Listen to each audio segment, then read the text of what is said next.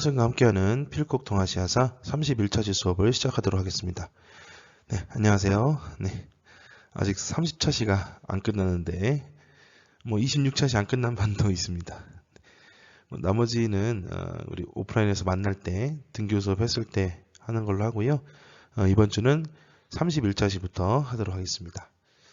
자, 그러면 1차고사 얘기를 조금 할 텐데요. 1차고사 범위 얘기를 지난번에 우리 한번 했을 겁니다. 좀 확실히 하면은 우리 2학기 1차고사 범위는 24차시부터 33차시까지, 그러니까 교과서로 보면은 3단원에 해당되는 부분을 1차고사 시험 범위로 하겠습니다. 오늘 여기서 얘기하지만 또 만나서도 한 번 더 얘기해 줄 거예요.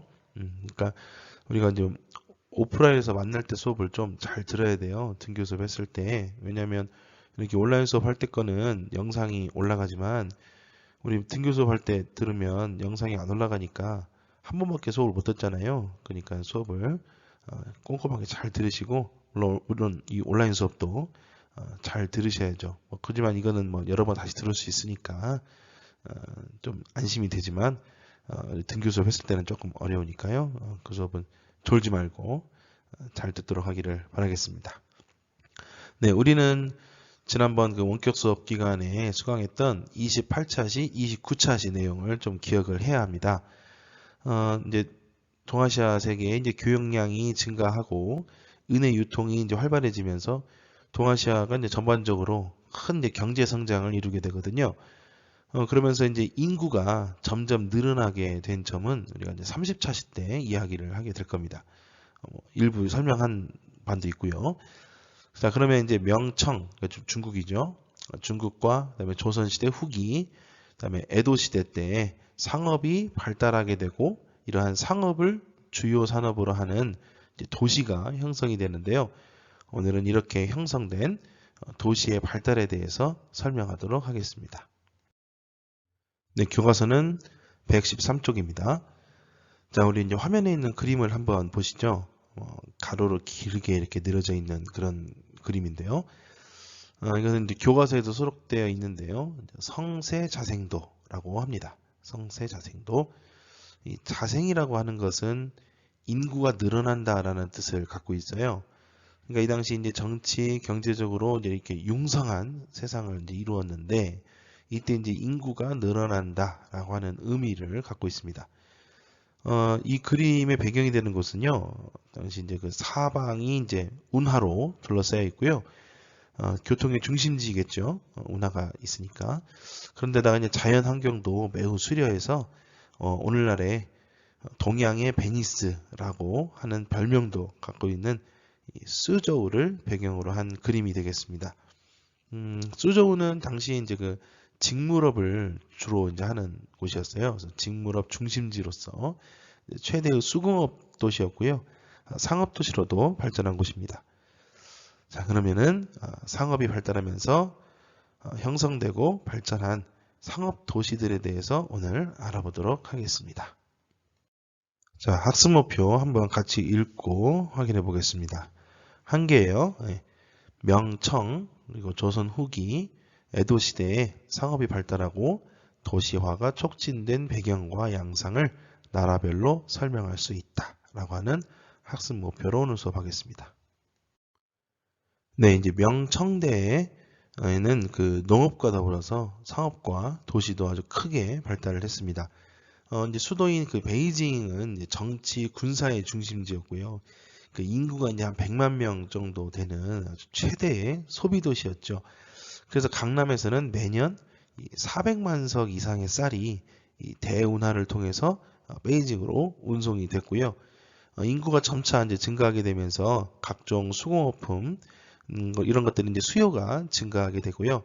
그래서 이제 견직물이나 면직물, 그다음에 제철, 도자기 등의 수공업이 많이 발달하게 됐습니다. 이제 이것은 이제 대운하나 그다음에 창장강, 그다음에 이제 그 육지를 끼고 있는 연안 항로가 이제 경제의 대동맥 역할을 하게 돼요. 그러니까 배를 타고 이렇게 물자를 수송하는 이 수송로 역할을 하게 되는 것이죠. 그래서 이제 이런 일들을 주로 담당했던 상인들이 이제 산시 상인이나 이제 휘저우 상인들 이런 사람들이 전국적으로 활약을 했습니다. 네, 아까 우리 그 성세 자생도에서 봤던 이제 강남의 이제 수저우는 직무업의 중심지예요. 그래서 최대의 수공업 도시다. 그리고 상업 도시로 발전하게 됐다라고 아까 방금 얘기했었는데 이와 더불어서 이 양저우라는 도시는 당시 이제 국가에서 그러니까 국가에서만 판매했던 전매 상품이었던 소금을 대행해서 판매하는 그런 상인들의 근거지가 됐습니다. 그래서 이제 강남 지방을 이렇게 수저우나 양저우 같은 이런 이제 도시가 크게 발달을 하게 되는데 이처럼 이제 상업이 발달하게 되면서 강남에는 이렇게 중소 상공업 도시들이 더 크게 생기게 됩니다. 이런 도시들을 시진이라고 합니다. 이 시진은 업종별로 전문화된 상공업 도시였어요. 그래서 인구는 한 10,000명에서 한 50,000명 정도로 좀 이렇게 다채롭게 존재하는 중소도시였고요. 이제 옆에 있는 지도를 한번 같이 보시죠. 그 보라색 네모가 되어 있는 곳은 이제 좀 큰 도시죠. 부 또는 주 같은 이런 도시들이고요. 붉은색 점, 좀 약간 큰 점, 붉은색 큰 점은 이제 주현, 그리고 파란색 점이 바로 시진입니다. 시진은 정부에서 지방행정구역으로 행정지위를 주었던 도시는 아닙니다. 다만 이제 교통이 중요해서 이제 수로의 연변이나 또는 교차 지점에서 많이 형성이 되는데요. 그러다 보니까 주로 이제 현과 현의 경계에 위치하기도 하고 또는 두 개의 성에 걸쳐 있는 경우도 있었습니다. 그러니까 뭐 특별하게 주어진 경계선은 딱히 없었다는 거예요. 그러니까 그 주변에 이제 이렇게 자리를 매김했던 곳이 시진이고요. 그래서 이제 현이나 성 같은 대도시들은 이런 도시의 수나 인구수가 크게 변화하지 않았던 것에 비해서 시진은 사람들이 많이 몰려 있었기 때문에 명나라 중기 이후에 아주 크게 증가하기도 했고요. 인구도 급증하게 됐습니다. 네, 조선시대를 한번 볼게요.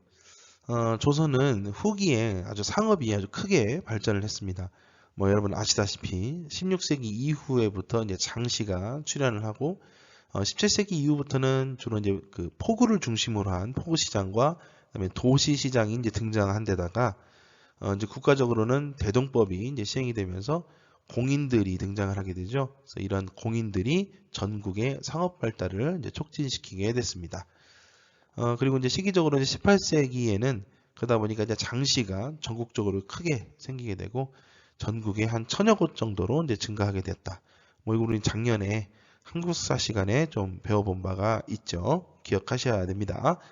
그래서 이런 장씨를 중심으로 해서 상품을 주로 거래하거나 또는 정보를 교환하는 이런 것들을 통해서 상업 발전을 주도했던 곳이 바로 이 장씨 되겠습니다. 그래서 이 시기에는 이제 대표적인 상인들이 존재하게 되죠. 그래서 공인 말고도 사상들이 등장하게 돼요. 그래서 한양에서는 뭐 경강상인, 개성에서는 송상, 동래에서는 내상, 그다음에 의주의 만상, 뭐 이런 사람들이 대표적인 사상들이라고 볼 수가 있죠. 이 경강상인들은 한강을 근거지로 해서 서해하고 남해까지 진출을 해서 뭐 쌀이나 소금, 어물 이런 것들을 이제 거래했던 주로 이제 유통업을 담당했던 곳이 바로 이 경강상인들이고요. 송상이나 내상, 반상 이런 사람들은 이 대외무역을 통해서 아주 큰 부를 쌓았습니다. 주로 이제 송상이나 만상들은 중국을 통해서 청나라 대상으로 하는 무역을 했고 내상들은 일본을 대상으로 하는 그런 무역을 이제 추진을 했었죠. 네, 이제 17세기 이후에는 대동법이 시행되고 화폐 경제가 확산이 되면서 인구 증가로 도시화가 촉진이 됐습니다. 뭐 이런 경향은 한양에서 가장 잘 나타나게 되는데요. 한양은 외부 인구의 유입이 늘어나게 되면서 18세기가 되면은 인구가 한 20만에서 30만 명 정도에 이르게 됩니다. 이들은 이제 수상교통의 중심지인 이제 성 밖에 있던 마포 등 한강변에 집중해서 거주를 했고요. 그런데 이제 한강을 제외한 다른 지역에서는 이 도시화 경향이 비교적 이제 미미하게 나타나게 됩니다. 이제 아래 보시면은 이제 비변사 등록이라고 하는 자료가 있는데요. 그 자료 한번 같이 보시죠. 한양 주민 중에서 관직에 있는 자는 복록을 받고 살며 서리는 자질구레한 늠으로 살고 군인들은 군포를 받아 살고 영세 소상인들은 조그만 이익에 의지해 살고 수공업자는 힘들게 제조하여 생계를 유지한다. 저 위에 있던 늠이라고 하는 것은 이제 녹봉으로 받는 쌀을 보통 이제 늠이라고 합니다. 네. 계속 보죠. 그러나 아침에 모였다가 저녁이 흩어지고 여기저기 떠돌아다니면서 농사도 짓지 않고 옷감을 짜지도 않고 먹고 사는 자가 무려 수십만이나 된다. 뭐 어떤 사람들이겠어요? 아침에 모였다가 저녁이 흩어져. 그리고 여기저기 떠돌아다니면서 농사도 안 짓는다. 옷감도 안 짜. 근데 이제 돈을 버는 사람들이 수십만이나 된다. 상인들을 얘기하는 겁니다. 그러니까 큰 상인, 뭐 중소상인, 뭐 이런 사람들 합 통틀어서 다 얘기하는 것이죠. 자, 공인 그리고 시전상인은 한양 주민 중에서 가장 살기 편한 자들이다라고 이제 지금 돼 있죠. 그러니까 조선 후기가 되면 뭐 농사를 짓는 사람이라든지 관직에 있는 자, 뭐 이런 사람들 말고 상인들이 가장 먹고 살기가 좋았다. 뭐 이런 얘기들이 비변사 등록에 기록이 되어 있습니다. 네, 에도 막부는 병농 분리를 시켰고요. 그래서 이제 무사가 이제 지배층이 되고 엄격하게 신분제도의 원칙을 확립을 했습니다. 그러니까 무사와 평민 간의 관계를 딱 명확하게 구분을 지어놓은 것이죠. 자, 이에 따라서 각 번에 있었던 그 번의 거점 역할을 했던 조카마치, 우리 수업 시간에 얘기했었는데요. 이 조카마치에 지배층인 사무라이가 주로 거주하면서 도시화가 아주 빠르게 진행이 됐습니다. 또 이제 그 막부가 다이묘들을 통제하기 위해서 시행한 우리 상킨코타이 제도 기억나시죠? 이 상킨코타이 제도의 영향으로 인해서 전국적으로 이제 도로망이 정비가 됩니다. 이 상킨코타이 제도라는 것이 그 지방에 있던 다이묘들이 에도로 와서 번갈아 가면서 이렇게 교대에서 근무하는 그런 제도였잖아요. 그러다 보니까 이제 이 사람들이 수도로 와야 돼요. 에도로 와야 되니까 이제 왔다 갔다 하는 그런 도로망을 정비가 하고요. 또 오는 길이 이제 기니까 이제 먹고 잘 수 있는 것도 필요하겠죠. 그래서 여관업도 발전하게 되고 마찬가지로 상업도 같이 발달을 하게 됩니다. 네, 조카마치가 이제 발전을 하게 되면서 18세기에는 전체의 약 한 10%에 달하는 주민들이 도시에서 살게 됐습니다. 막부의 직할령이었던 에도, 오사카, 교토 등은 그 인구 수십만의 대도시로 이제 발전을 했고요. 나고야, 나가사키, 히로시마 같은 곳들에서도 수만 명의 인구가 거주하게 됐습니다. 또 도시에는 이 다이묘들하고 가신 집단이 이제 생활을 해야 되잖아요. 그래서 그들의 생활을 지탱하기 위해서 상인과 수공업자들이 모이게 되는데 이들을 조닌이라고 합니다. 이 조카마치가 성립된 시기에 어용상인들로서 그 멀리 있는 지역의 특산품을 취급하면서 성장한 대상인들이 있었습니다. 그들은 이제 호상이라고 불렀는데요. 점차 이제 신흥 상인들이 이 나카마라고 하는 동업인 조합을 결성을 해서 이 호상들에게 이제 대항하게 됐고 이들이 성장을 하게 됐습니다. 그 중에서 막부와 이 다이묘로부터 이 영업 독점권을 인정받은 나카마를 이 가부 나카마라고 했다고 합니다. 네, 베트남의 이제 후기 레 왕조에서는 이 수도였던 탕롱, 오늘날은 이제 하노이라고 불리는 곳인데요. 이 탕롱이 인구 10만 명이 넘는 대도시로 성장을 했고요. 16세기에서 17세기에는 이 중부 해안 지방의 호이안이 국제도시로 번영하게 됐습니다. 당시 이제 그 유럽에서 오는 상인들이 이 몰라카 해협을 지나오게 되면서 이 호이안을 꼭 거쳐서 그다음에 동아시아로 건너갔기 때문이죠. 그런데 이제 17세기 후반 이후에는 이 다낭 같은 주변 지역이 성장하게 되면서 호이안 무역이 크게 위축이 됐습니다. 네, 그리고 이제 19세기에 등장한 이 응우엔 왕조는 이 후에라고 하는 지역을 수도로 삼아서 성장을 했습니다. 네, 오늘은 16세기에서 19세기 동아시아 상업의 발달과 그다음에 도시의 성장에 대해서 이야기를 했습니다. 네, 오늘 뭐 제가 감기가 너무 심하게 걸려가지고요. 지금 수업을 녹화하는 도중에도 계속 기침을 하고 목소리도 지금 좀 이렇게 많이 감겼죠. 콧소리도 맹맹하고 그래서 조금 녹화하는데 좀 힘들긴 했는데 다음 시간에 조금 제가 잘 나와서 다시 한번 좋은 목소리로 예전처럼 좋은 목소리로 수업을 진행하도록 하겠습니다. 네, 다음 시간에는요, 그 상공업의 발달, 그다음에 도시의 성장에 힘입어서 등장한 서민 문화가 발달한 양상에 대해서 설명하겠습니다. 자, 모두 고생하셨고요. 다음 시간에 만납시다. 안녕.